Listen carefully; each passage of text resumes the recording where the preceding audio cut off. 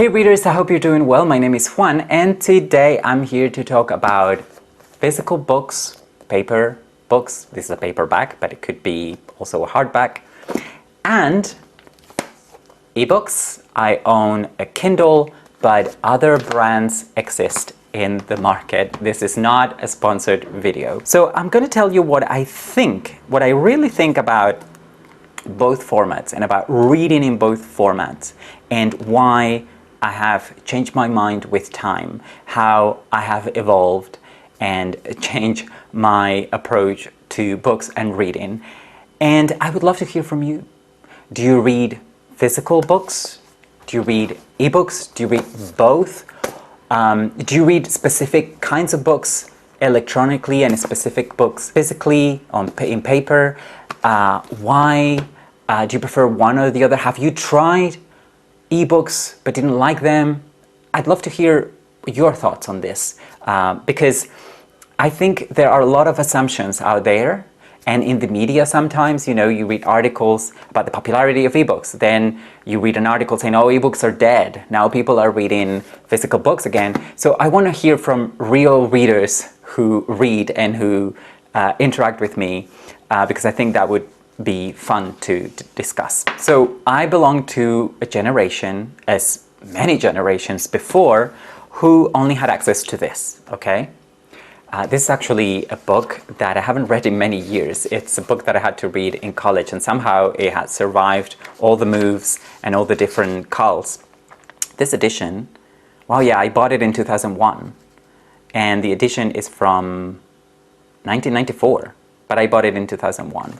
Anyway, I'm not reading this at the moment, it's just the first book I grabbed.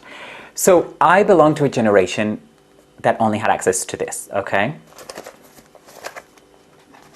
So you had to deal with whichever font, with paper, that's all we had. We had no other choice. Then came along ebooks. And the first thing was that we were able to read on a computer, but computer screens, they have improved a lot, but they were really terrible, really bad for your eyesight at the beginning. So that wasn't ideal. I could only read short articles on a screen. But then screens improved. We also had tablets, things like the iPad and, etc. And that was a little bit better. And that's how I first started reading ebooks. Actually, I read my first ebooks on an iPad. Then along came the Kindle and other devices by different brands. And they have also evolved and improved a lot over the years. And they made reading on a screen a lot better and easier and also healthier. When physical books, paper, pages, was all that was available, it was very important for me to choose something that had good quality. The paper had to be good, also the book had to look nice with a nice cover, it had to feel nice to touch, and more importantly, the font had to be big enough and pleasant enough, and the pages had to be of good quality. The paper had to be of a certain quality. Of course, that's only when I had money. When I was a student, I would buy any cheap paperback. Marketplace paperbacks were all the rage because they were a lot cheaper. I mean, I paid for this £5.99. You couldn't get a book for that now, and not with the inflation that we're having this year. But anyway, if I had a little bit of extra money to spare, I would make sure that I choose a good edition. Of course, you don't always have options. There are some books that are only edited in one version, and that's all you can get, and you have to put up with bad font or whatever it is, or a really bad cover, one of those movie tie-in covers that I hated. That happens a lot with classics. The BBC launches a serial or there's a big Hollywood movie adaptation of a Jane Austen novel, and next thing you know, you go to buy that novel and you have a bunch of actors on the cover, and you don't want to think about those actors when you read the book. When ebooks began, I think I was a little bit reluctant because I felt like really attached to this, but also I was intrigued by them and by the possibilities that they offer, like, having hundreds and hundreds or potentially thousands of books at my fingertips, also having immediate access to books, because you can buy your books directly on a device and you will have them right away. You don't have to order them online or go to a bookstore, and if they don't have them, order them in the bookstore and then go back and pick them up. You can just read straight away. You feel like reading a book, you buy it, you start reading it within seconds.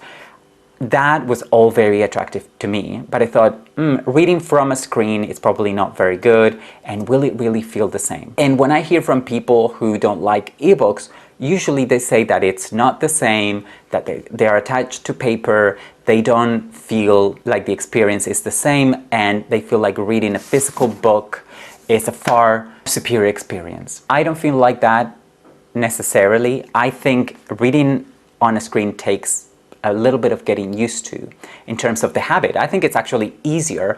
I love it that you can select your font size and even the font, and you can read in the dark, so you don't bother other people. And also it's easier if you read in bed and you just want to go to bed, you can read in dark mode and then fall asleep. There's nothing keeping you awake. I think there is something a bit fetishistic about books. I think about physical books. I think some people are attached to the beautiful object and they want to have it.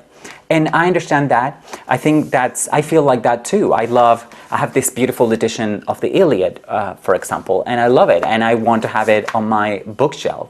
But it's also an edition that has good font, and I can read it, and it has the decorated pages, so it's very pleasant. All of that has a positive impact on my reading experience. But to me, really the only important thing about a book is the content. I don't care about the covers, I don't care about anything like that, I just care about the content. So having a beautiful book can distract you from that, whereas on an ebook, that's all you have.